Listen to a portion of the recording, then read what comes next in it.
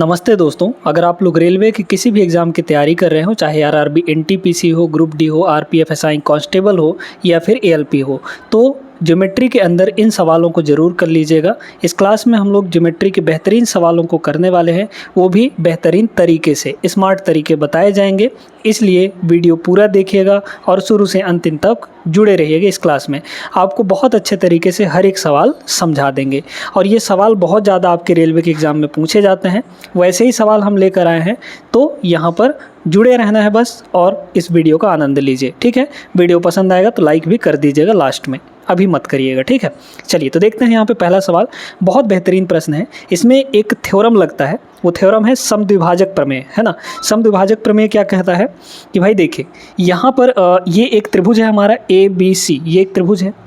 इसमें अगर किसी एक एंगल का समद्विभाजक खींचा जाए कुछ इस तरीके से, तो जो रेशियो होता है, रेशियो क्या, यहाँ पर AB/AC, मतलब कि समद्विभाजक एंगल जो यहाँ पे काटा गया है, उस एंगल के दोनों किनारे, है ना, दोनों किनारे का रेशियो, मतलब AB/ ऐसा कह सकते हैं कि AB/ है ना AB/AC, ये जो रेशियो है ये किसके बराबर होगा, यहाँ पे जो काटा गया है इनके दोनों के रेशियो के बराबर। किस पॉइंट पे, D पॉइंट पे काट रहा है, तो BD और DC का रेशियो हो जाएगा। यहाँ पे क्या होगा, BD और DC का रेशियो होगा। ठीक है, ये तब होता है रेशियो जब ये वाला समद्विभाजक होता है। समद्विभाजक का मतलब एंगल बाइसेक्टर होता है ना, यानी एंगल को दो बराबर भागों में AD हमारा अगर बांटेगा तो ये रेशियो होगा। अब इस सवाल में कह रहा है कि AB/AC और BD/DC ये है, तो ये तो है ही रेशियो, ये बराबर है। इसका मतलब क्या हुआ कि ये वाला एंगल बाइसेक्टर ही होगा, क्योंकि ये रेशियो दोनों बराबर हैं, इसलिए ये एंगल बाइसेक्टर हो गया। अब एंगल बाइसेक्टर होने का मतलब है कि आधा आधा दोनों को बांट देना, दोनों साइड। तो इधर 28 है, मतलब इधर भी आपका 28 हो जाएगा कि नहीं, है ना। तो टोटल एंगल अगर देखा जाए, एंगल A टोटल, तो टोटल एंगल कितना हो गया यहाँ पर, ये 28 और 28 आपका 56 डिग्री हो जाएगा कि नहीं। हमें पूछा क्या गया है, तो हमें पूछा गया है ABC, तो B यानी कि ये एंगल पूछा गया है। ठीक है, तो ये एंगल निकाल दीजिए। अब आप जानते हैं कि त्रिभुज के तीनों एंगल का सम, इंटरनल एंगल का सम 180 होता है। तो देख लीजिए, ये वाला एंगल हमको निकालना है, तो इसको x मानिए, तो हो जाएगा x प्लस यहाँ पर ये एंगल 60 है, हो गया 60 प्लस यहाँ पे एंगल A ये वाला है ना। अभी बीच वाले लाइन को भूल जाइए, आप बड़े वाले त्रिभुज में देखिए। ठीक है, तो ये एंगल टोटल कितना है, 56 है, तो ये सब 56 हो गया और सब मिलाकर कितना हो जाएगा, 180 डिग्री के बराबर। क्लियर है यहाँ से। तो x की वैल्यू तो यहाँ से आ गई, है ना। 180 में 6 5 11 यानी कि 16 घटा देंगे हम लोग, 116 घटा देंगे, तो 180 और माइनस ये हो जाएगा 116। ठीक है, घटाएंगे तो 17 में से 11 गया, हो जाएगा आपका 6, है ना, और 10 में से 6 गया, हो जाएगा 4, यानी कि 64 डिग्री। ऑप्शन नंबर D होगा इसका आंसर। उम्मीद करते हैं सभी को अच्छे तरीके से समझ में आ गया होगा।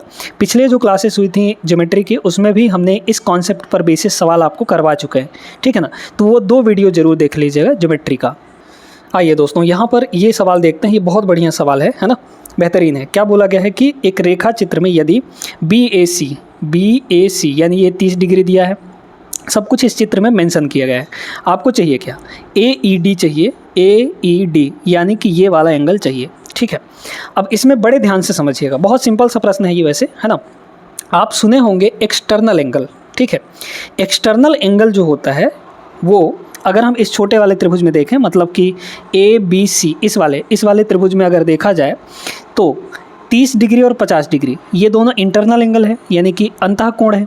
लेकिन अगर हम इस वाले के बारे में बात करें, तो ये जो एंगल है इस त्रिभुज के लिए एक्सटर्नल एंगल का काम करेगा कि नहीं, बाह्य कोण का काम करेगा। ठीक है, तो जो बाह्य कोण होता है वो अंदर वाले दोनों सामने, अंदर जो सामने है, मतलब ये जो एंगल होगा अंदर के दोनों सामने वाले, इसके सामने वाले, इन दोनों का सम हो जाता है। ठीक है, तो जो एक्सटर्नल एंगल है अंदर के दोनों सामने वाले इंटरनल एंगल का सम होता है, मतलब ये 30 और 50 मिलकर यहाँ पे आपका 80 होगा। क्लियर है।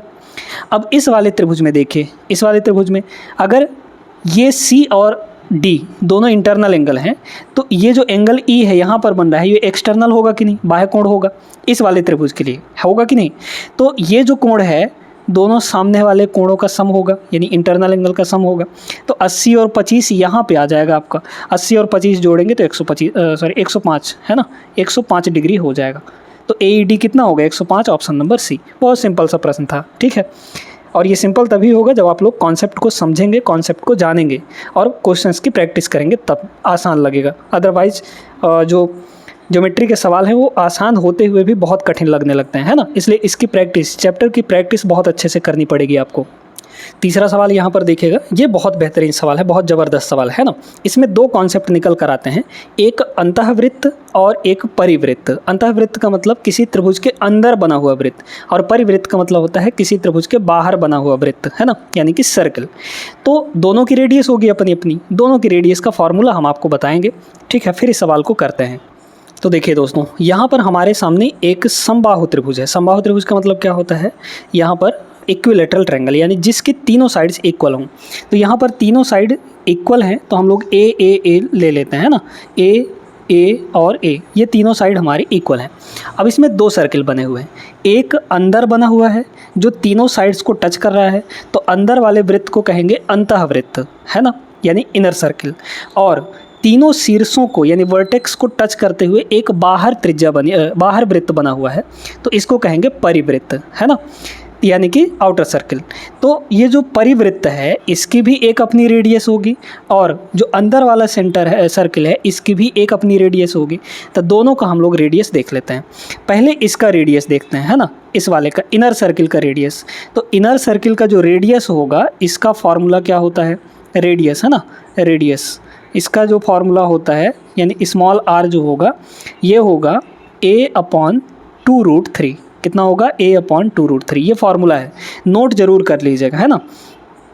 आगे देखिए, इसका जो रेडियस होगा यानी कि जो बाहर बना हुआ है परिवृत्त का जो रेडियस होगा, है ना, रेडियस यानी कैपिटल R कह लीजिए इसको, ये जो होगा ये होता है a/√3 और ये जो होता है a/2√3। तो दोनों को फार्मूला आपको नोट करके रखना है। अब इस सवाल को देखिए, एक समबाहु त्रिभुज के परितः 7 सेंटीमीटर त्रिज्या का एक परिवृत्त खींचा गया है। उस समबाहु त्रिभुज की भुजा की लंबाई ज्ञात कीजिए। देखिए, परिवृत्त यानी बाहर वाला वृत्त खींचा गया है, उसकी त्रिज्या कितनी है, 7 सेंटीमीटर। तो हमको क्या निकालना है, भुजा निकालनी है, यानी कि साइड निकालना है, यानी कि ए निकालना है, ठीक है। तो रेडियस कितना है, अब देखिए ये दूसरा वाला फार्मूला लगाएंगे, क्यों, क्योंकि परिवृत्त है यानी बाहर वाला वृत्त है। तो रेडियस कितना है 7, तो ये हो जाएगा 7 इक्वल टू इधर हो गया a/√3। तो यहाँ से a की वैल्यू कितनी आ गई, √3 इधर जाके मल्टीप्लाई होगा, तो a इक्वल टू हो जाएगा 7√3। 7√3 is the right answer, option number यहाँ पर सी हो जाएगा। समझ में आया सभी को, ये दोनों फार्मूले नोट करके रखिएगा। और जब भी आपको रेडियस पता होगा तो आप एरिया निकालने के लिए बोलेगा तो निकाल लेंगे कि नहीं, बिल्कुल निकाल लेंगे। हाँ, एक चीज़ और ध्यान रखना है कि ये जो रेडियस हैं ये समबाहु त्रिभुज के लिए ही है, और कोई त्रिभुज होगा तो फिर उसके लिए नहीं लगेगा। क्लियर हो गई बात कि नहीं। चलिए चौथे पे चलते हैं हम लोग। ये भी हमारा अंतःवृत्त से रिलेटेड ही प्रश्न है। एक समकोण त्रिभुज है, अब यहाँ पर समकोण त्रिभुज आ गया, तो समकोण त्रिभुज यहाँ पर भाई हम लोग बना लेते हैं, ठीक है। ये हमारा हो गया समकोण त्रिभुज। अब कह रहा है कि समकोण त्रिभुज बनाने वाली दो भुजाओं की लंबाई 4 और 3 है। ये हो गया 4 सेंटीमीटर, ये हो गया 3 सेंटीमीटर। तो इसके अंतःवृत्त की त्रिज्या कितनी होगी, यानी इसके अंदर यहाँ पर एक सर्किल बनेगा, उस सर्किल का रेडियस बताना है, ठीक है। इसका भी एक फॉर्मूला बताएंगे, बहुत सिंपल सा है, ध्यान दीजिए। ये बताइए कि ये तो 90 डिग्री है, ये 3 है, ये 4 है, तो ये कितना होगा 5, पाइथागोरस थ्योरम, या फिर ट्रिपलेट हम लोग कह सकते हैं। पाइथागोरियन ट्रिपलेट क्या होता है, 3, 4 और 5 होते हैं, ठीक है। वैसे भी निकाल सकते हैं, पाइथागोरस थ्योरम लगा के ये साइड निकाला जा सकता है। तो ये हाइपोटेनस है, ये बेस है, ये आपका क्या हो जाएगा, परपेंडिकुलर, ठीक है। अब अंतःवृत्त की त्रिज्या, इसके अंदर जो सर्किल बनेगा इसका रेडियस जो होगा, ठीक है, इस रेडियस का फॉर्मूला जान लीजिए। क्या, इस रेडियस का फॉर्मूला जान लीजिए। रेडियस इक्वल टू हो जाएगा इन दोनों का सम, क्या क्या, यहाँ पर आपका परपेंडिकुलर प्लस बेस, है ना, और माइनस हाइपोटेनस। क्या करेंगे, इन दोनों को जोड़ेंगे लेकिन हाइपोटेनस को घटा देंगे, और डिवाइड बाई 2 किया जाएगा। डिवाइड बाई कितना कर देंगे, 2। तो ये आ जाएगा कब, जब यहाँ पर एक समकोण त्रिभुज दिया गया हो, समकोण त्रिभुज दिया गया हो और उसके अंदर में एक सर्किल बन रहा हो और उसकी रेडियस, तो रेडियस ये होता है हमारा। बताइए फॉर्मूला, बताइए कितना हो जाएगा।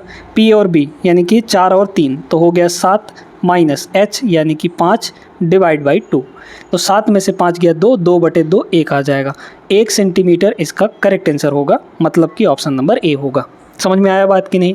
इतने आसान तरीके बता रहे हैं दोस्तों आपको, इसलिए वीडियो लाइक कर दीजिए अगर आप यहाँ तक पहुँच आए हैं तो, और यहाँ तक पहुँच आए हैं तो आगे वीडियो और भी देखना है। बहुत बेहतरीन प्रश्न करवाए जाएंगे, आपको बिल्कुल भी टेंशन नहीं लेना है। दोस्तों बहुत लोग होते हैं जो ज्योमेट्री के ऐसे बड़े बड़े क्वेश्चन को देखकर आगे निकल जाते हैं, जबकि एक बार पढ़ेंगे ना और थोड़ा सा डायग्राम बनाएंगे तो ये सवाल बहुत सिंपल सा बन जाएगा, बहुत आसान सा बन जाएगा। क्या दिया गया है इसमें, XYZ है एक त्रिभुज, XY 12 सेंटीमीटर है, YZ 18 सेंटीमीटर है, तो यहाँ पर एक त्रिभुज बना लिया जाए। ठीक है, ये हमारे पास एक त्रिभुज है, तो XYZ है तो यहाँ पर ले लीजिए X और ये हो जाएगा Y और यहाँ पे हो जाएगा Z। तो XY कितना है 12 है, तो ये हो गया 12 आपका, और YZ ये टोटल आपका कितना है 18 है। अब बोला जा रहा है कि XW जो है वो YXZ का एक कोणीय समद्विभाजक है, कोणीय द्विभाजक है। ठीक है, कोणीय समद्विभाजक किसका, YXZ, तो X बीच में है यानी इसी एंगल के बारे में बोल रहा है।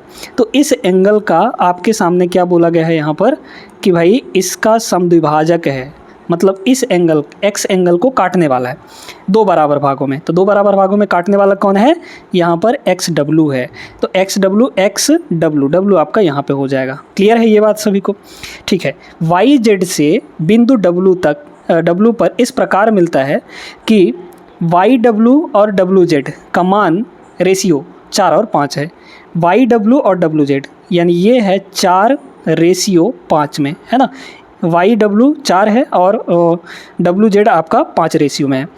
फिर बोला गया है कि त्रिभुज की तीसरी भुजा की लंबाई, तीसरी भुजा का मतलब XY पता है, YZ पता है, हमको XZ निकालना है। तो बताइए ये समद्विभाजक है तो इसमें कौन सा फार्मूला लगेगा, कौन सा थ्योरम लगेगा, बाइसेक्टर वाला थ्योरम। बाइसेक्टर थ्योरम क्या कहता है कि इसका यहाँ से यहाँ तक रेशियो, और अपन लोग इसको A मान लेंगे। ठीक है, तो XY का ratio XY divide by XZ है ना, XZ, ये रेशियो किसके बराबर होगा, YW है ना, YW और डिवाइड बाई WZ, यही तो होगा, यही तो हमारा होता है थ्योरम।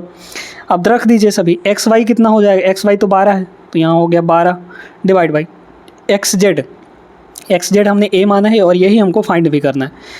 कितना है 4 है और ये हो जाएगा 5, काट लेंगे, 4 से ये कटेगा 3 बार में और A उधर जाएगा 5 इधर आ जाएगा, तो मतलब A की वैल्यू जो है 5 × 15 centimetre.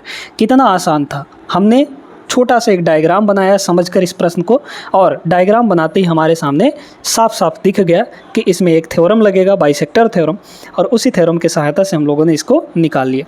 15 centimetre, option number C is the right answer. आगे चलें, बढ़ते हैं अगले प्रश्न पे। अगला सवाल देखिए दोस्तों, बहुत ज़बरदस्त, बहुत बेहतरीन प्रश्न है। एक समभुज का मतलब हो गया कि जिसकी तीनों भुजाएं बराबर हैं। त्रिभुज है PQR की भुजाओं के मध्य बिंदुओं XYZ हैं, है ना। तो यहाँ पर एक समबाहु त्रिभुज हम लोग बना लेते हैं। समबाहु त्रिभुज यानी जिसकी तीनों भुजाएं बराबर हैं। क्लियर है बात? अब कह रहा है इसके मध्य बिंदु XYZ हैं, तो हमारा ये हो गया P, है ना, ये हो गया Q और ये हो जाएगा R। इसकी मध्य बिंदु एक यहाँ पर होगा, फिर यहाँ पर होगा और एक यहाँ पर होगा। इन तीनों को मिला दीजिए। यदि त्रिभुज PQR की परिधि, मतलब इस वाले की परिधि कितनी है 24 सेंटीमीटर, तो XYZ हमारा यहाँ पे X है, ठीक है, यहाँ पे Y है और यहाँ पे Z है। तीनों को मिलाइए तो ज़रा, तीनों को हम लोग यहाँ पर मिला देंगे ऐसे कुछ इस तरीके से, ठीक है, ये हो गया। तो हमें इसका परिधि का मतलब क्या होता है, पूरा परिमाप, कितना सरकमफेरेंस है ना, सरकमफेरेंस या फिर पेरीमीटर कह सकते हैं। तो PQR की पेरीमीटर कितनी दी गई है 24 सेंटीमीटर, ये टोटल, ठीक है, ये टोटल कितना दिया है आपका 24 सेंटीमीटर। तो आपको बोला जा रहा है कि यहाँ पर XYZ की परिधि कितनी होगी, XYZ मतलब ये वाला। अब एक चीज़ बहुत ध्यान से समझिए, इसका आंसर आप लोग बिना पेन उठाए दे सकते थे। कैसे, सुनते जाइए आप। PQ को 2 बराबर भागों में बांट रहा है ये आपका पॉइंट X, क्यों? क्योंकि इसमें बोला गया है कि मध्य बिंदु को, यानी कि बीच में है ये, तो इधर आधा इधर आधा, ऐसे ही Y भी इधर आधा इधर आधा, Z भी इधर आधा, दोनों काट रहा है कि नहीं, मतलब आधे आधे हैं ये सब के सब, ठीक है। तो ये जो त्रिभुज बनेगा छोटा वाला, यहाँ पर ये जो बन रहा है इसका सब कुछ आधा होगा इस वाले का, ठीक है, इस वाले का, यानी कि परिमाप जो है आधा हो जाएगा। तो अगर बड़े वाले का परिमाप यहाँ पर 24 है तो इस छोटे वाले का परिमाप कितना होगा, आधा होगा, यानी कि 12 सेंटीमीटर। तो कितना हो गया, 12 सेंटीमीटर। क्लियर है, ऑप्शन नंबर सी होगा इसका आंसर। उम्मीद करते हैं सभी को समझ में आ गया होगा। चलिए अगले प्रश्न को देखते हैं, क्वेश्चन नंबर 7। देखिए क्वेश्चन नंबर 7 है, बहुत बढ़िया प्रश्न है, आरआरबी ग्रुप डी 2018 में पूछा हुआ प्रश्न है। आरेख में m जो है YZ का मध्य बिंदु है, दिया भी गया है।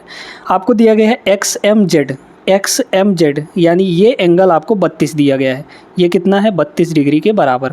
क्लियर है ना। फिर कहा जा रहा है कि XYZ, तो XYZ यानी कि ये जो एंगल है ये 16 डिग्री है। कितना है, 16 डिग्री। हमको चाहिए XZY, XZ और Y, मतलब ये एंगल हमको चाहिए, ठीक है। ये वाला एंगल अपने को निकालना है। चलिए निकाल लेंगे हम लोग, है ना। तो ठीक है, तो यहाँ पर एक बात बोला है कि M जो है YZ का मध्य बिंदु है, तो ये आपका मध्य बिंदु है, ठीक ना। तो अगर ये मध्य बिंदु है तो ये बताइए कि ये वाला साइड और ये वाला साइड दोनों बराबर होगा। इसका मतलब YM जो है MZ के बराबर होगा। ध्यान से सुनते जाइएगा। अब यहाँ पे लगाएंगे हम लोग कौन सा फॉर्मूला, यहाँ पर एक्सटर्नल एंगल वाला, ठीक है। बताइए दोस्तों ये कितना होगा, ये 16 डिग्री और ये कुछ होगा, मान लीजिए A होगा, है ना। तो ये दोनों मिलाकर ये एक्सटर्नल, इस एक्सटर्नल एंगल को बना रहे होंगे कि नहीं, बिल्कुल बना रहे होंगे, है ना। तो ये बताइए कि 16 प्लस A, है ना, 16 प्लस ये वाला एंगल, ये दोनों मिलकर एक एक्सटर्नल एंगल बनाएंगे, है ना, जो कि किसके बराबर होगा, 32 डिग्री के बराबर दिया गया है। तो A की वैल्यू यहाँ से कितनी हो गई, 32 माइनस 16 यानी कि 16 डिग्री। तो ये आपका 16 हो गया। A की जगह पर ये कितना हो जाएगा, 16 डिग्री हो गया।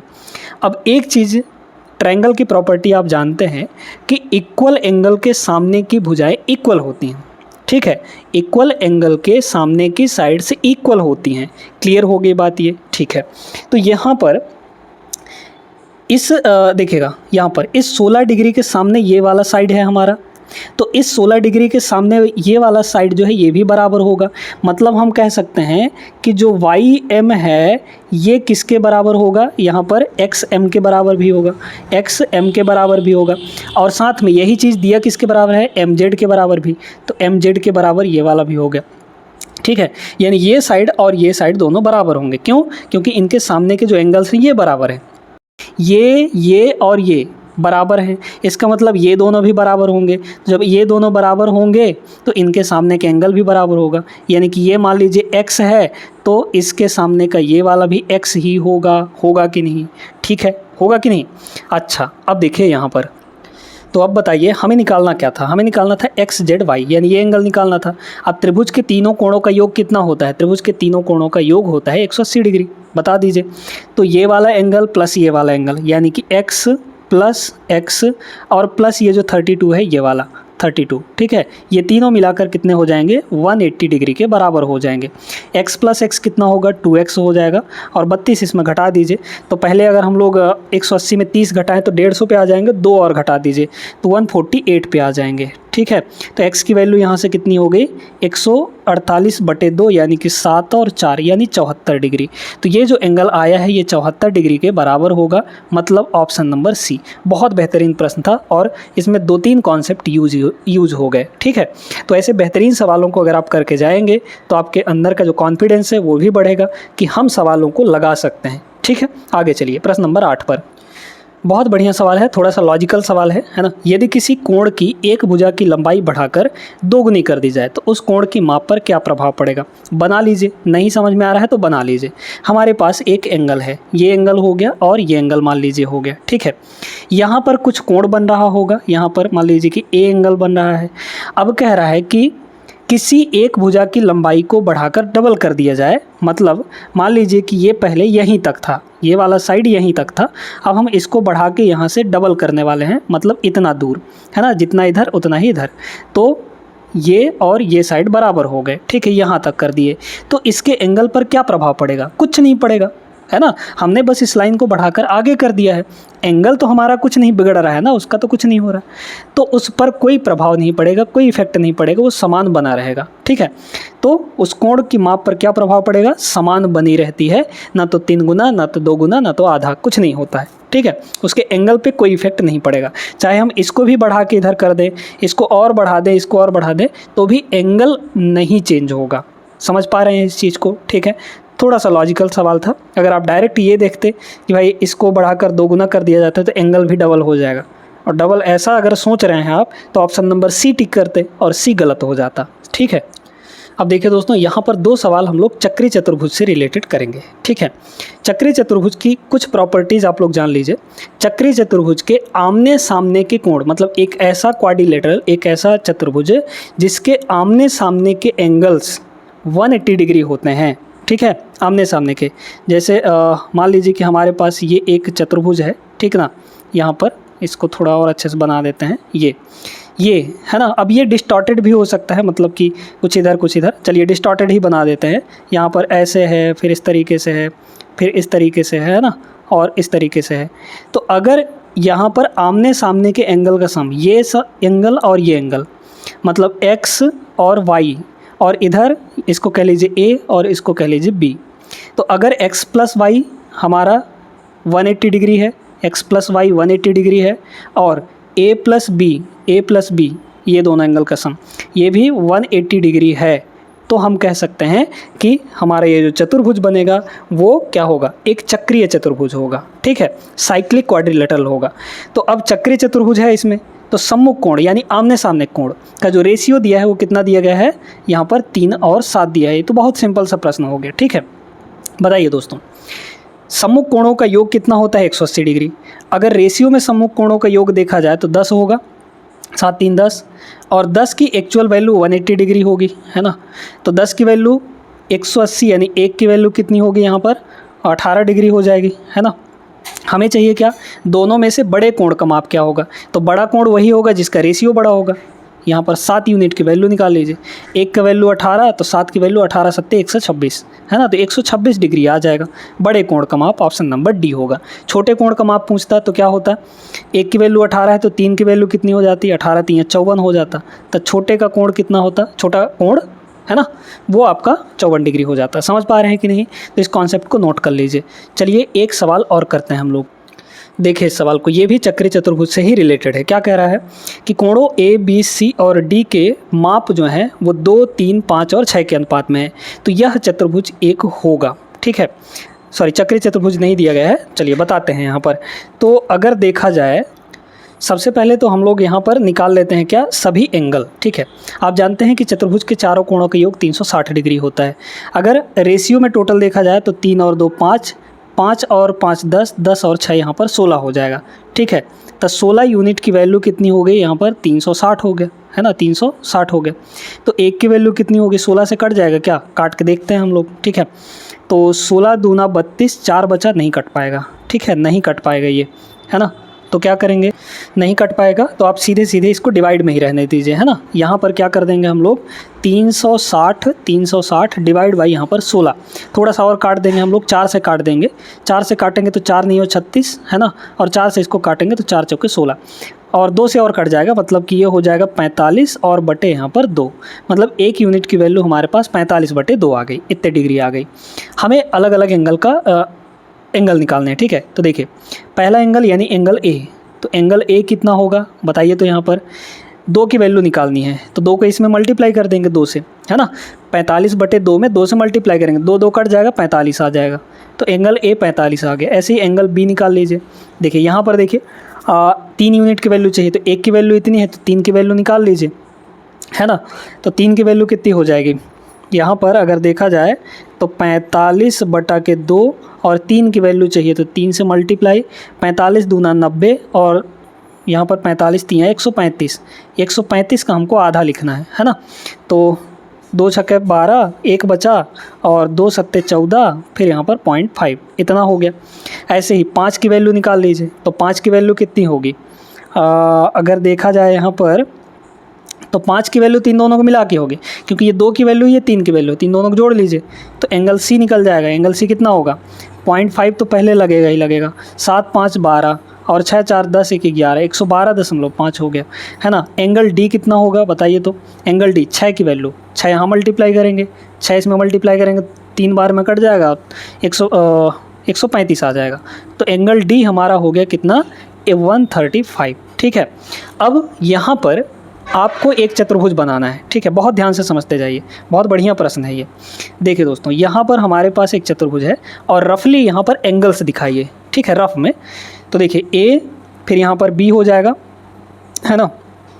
तो ए और इसको ऐसे कर लीजिए तो ये एंगल हो गया बी, है ना, इस तरीके से। नहीं यार, बी को हमको कम रखना है, तो ये हो जाएगा सी, है ना, ये ए, फिर ये हो जाएगा सी, है ना। तो बी यहाँ आएगा, और एक सेकंड, ए हमारा इतना है, ए और बी दोनों छोटे छोटे हैं ना, तो ए और बी को एक्यूट एंगल बनाइए। तो यहाँ पर इसको हम लोग ऐसे खींच देते हैं। एक्यूट एंगल कहाँ कहाँ बन रहा है, एक यहाँ छोटा कोण बन रहा है, एक यहाँ छोटा कोण बन रहा है। तो इसको कर लीजिए ए और इसको कर लीजिए बी, तो ये हो जाएगा सी और ये हो जाएगा डी। हाँ ठीक है, बन गया कि नहीं। अब देखिए, अगर हम ए और डी को जोड़ें तो क्या 180 मिलेगा या नहीं मिलेगा। ठीक है, जोड़ के देख लीजिए, 135 और यहाँ पर 45 जोड़िए, 180 मिल रहा है कि नहीं मिल रहा है। करस्पॉन्डिंग एंगल, करस्पॉन्डिंग कह रहे हैं, ये जो एडजेसेंट एंगल हैं, है ना, पड़ोसी का सम 180 हो गया कि नहीं हो गया, बिल्कुल हो गया। ठीक है, यहाँ पर भी इन दोनों पड़ोसी का सम बी और सी को अगर जोड़े तो 67.5 और इसको जोड़ेंगे तो हमारा 180 आ जाएगा। तो इन दोनों पड़ोसी का सम कितना हो गया, 180 डिग्री हो गया। तो इधर के दोनों पड़ोसी और इधर के दोनों पड़ोसी का सम कितना हो गया, 180 डिग्री हो गया। मतलब यहाँ पर ये जो होगा यह एक समलंब चतुर्भुज होगा। तो जब भी ऐसे दो पेयर में पड़ोसी आपके 180 डिग्री बना रहे हों दो मिल के, तो वो जो ये साइड्स हैं ये पैरेलल हो जाते हैं। मतलब ये वाला ए बी और यहाँ से डी सी सी डी ये दोनों पैरेलल होंगे दोस्तों। तो ए बी और यहाँ पर सी डी जो है पैरेलल हैं। तो दो साइड अगर पैरेलल होते हैं तो वो समलंब चतुर्भुज कहलाता है। ठीक है, समलंब चतुर्भुज यानी कि ट्रेपेजियम कहलाता है। तो ऑप्शन नंबर डी इसका करेक्ट आंसर बन जाएगा। समझ में आ गया कि नहीं, बहुत बढ़िया प्रश्न था, उम्मीद करते हैं समझ आ गया होगा। और 10 प्रश्न इस क्लास में हमने किए हैं, ये सारे प्रश्न आप लोगों के दिमाग में चले गए होंगे। वीडियो लाइक कर दीजिएगा और चैनल को ज़रूर सब्सक्राइब कर लीजिएगा।